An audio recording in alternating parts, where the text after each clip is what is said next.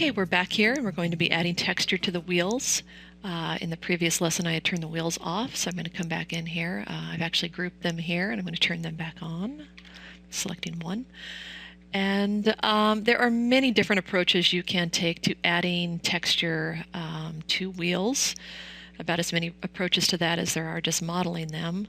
You can go out on the internet and type in tutorials for wheels and textures and treads and all of that and come back with a lot of different results. We're going to take a little bit more simple approach, simple in terms of actually applying the texture here. I did most of the work out here in Photoshop. You can see this tire tread that I've created here. This is the white wall coming across here. There's a little bit of bump that kind of creates a little bit of visual interest on the tire itself where there isn't any tread on the side walls. And you can see that I have grouped these together here. The first group is called bump. This is the bump map right here. It's much more high contrast, and that will go into the bump channel in the shader. And down here under color, we've got the different layers here, the white wall, the gray, and the tire tread itself right here.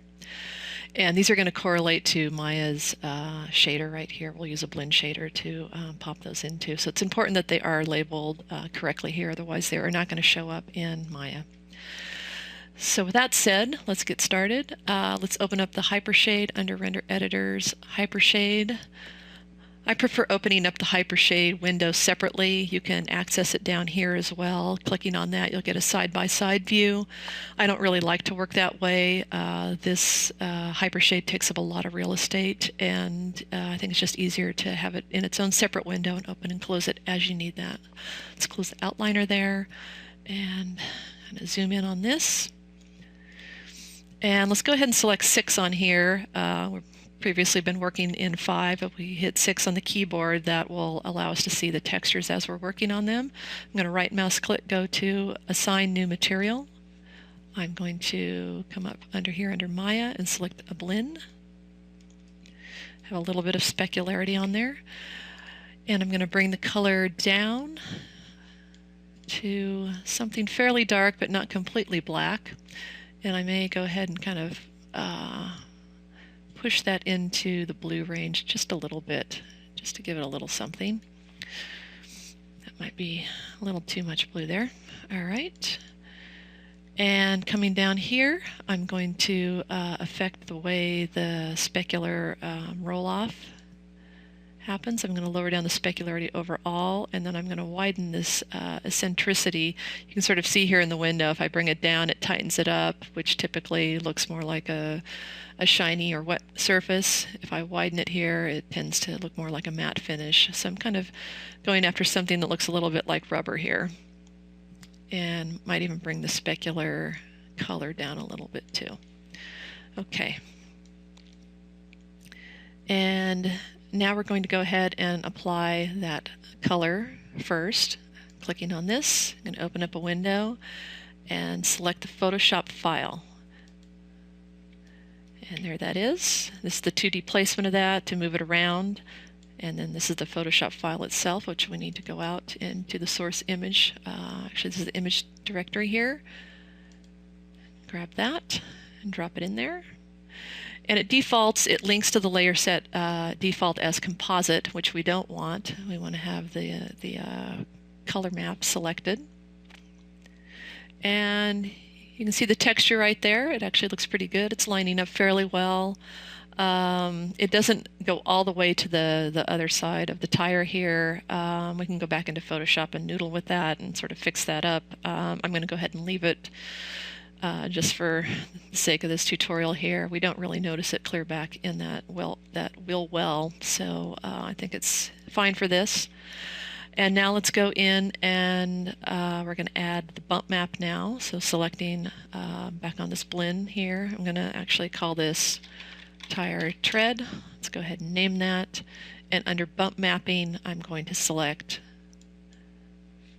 this here and drop in a Photoshop file. Gets a little messy in here. Dropped it right back on top. And let's go ahead and add that Photoshop file, the same one here. And under composite, we're going to select bump. I must have that off in Photoshop. Let me go back, and I think I had turned that off. So let's turn that back on, save that, and we should see that back in here now. There it is, it popped right up. That's how quickly it works in here. You can do something in Photoshop and just literally come in here and click on this. You usually don't even have to reload it, and it will automatically update. Okay, so under the bump map selected right here, this node, it defaults as 1, which is much too high. So let's bring it way down to like 0.2. And you're not going to see the bump or any displacement. You can see displacement and bump when you go in and actually render that. So let's save this first. Save scene as. I've already labeled mine here as texture version 1. Just overwrite that. And coming under here, let's do a quick render, and there it is. You can see the bump going around here. That looks pretty nice. And we need to now add a material here for the hubcap.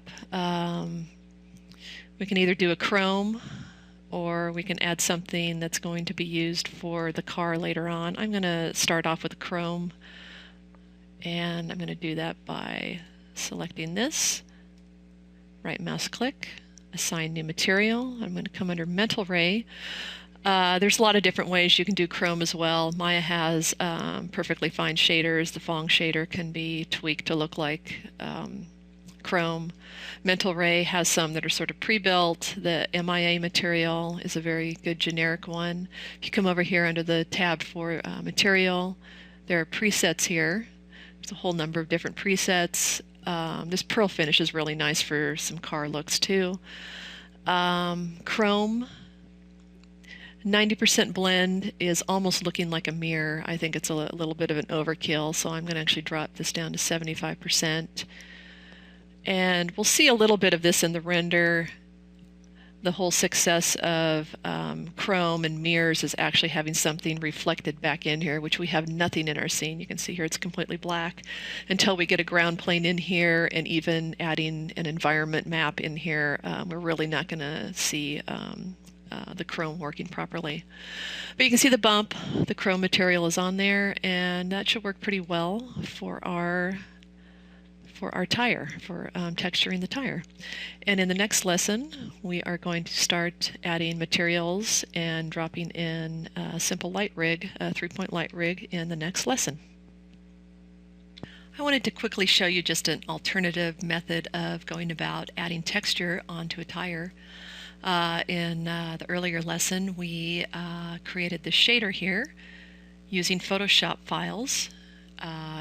This one here into the color channel, and this is the actual bump map here. An alternate approach is using the same bump map, breaking this connection right here to the shader that was going into the color channel right here. This is where we had that connected. Going back here and selecting that color that we had previously used. It was a little bit darker. I think we had pushed it into the blue range a bit. And just coming down here to check some of this, probably even lowering the specular color a little bit. It's a little shiny still. So in using this method right here, instead of applying the actual texture on top of it, we are going to use just the bump map here and apply that on here to just affect the bump only. So let's take a quick render of that and see how that looks. Probably have to zoom in a little bit. We don't have light on our tire right now, so let's go ahead and bring up the brightness of that so we can take a look at it a little bit better. And let's take another render. And there it is. This is just applying the bump map, and we can leave off the white wall here, or go in and just select the actual faces right here. If I were to select face, do something like this, apply a new material to it. Under Maya, I can take another blend material, make something a little bit brighter, not completely white, and also bring down a little bit of the specularity, and also reflectivity down too. And try rendering that now. So this is another approach here if you want to actually have a little bit different color to your tire here and control the look of it and just use the bump map. This is an alternate method of doing so.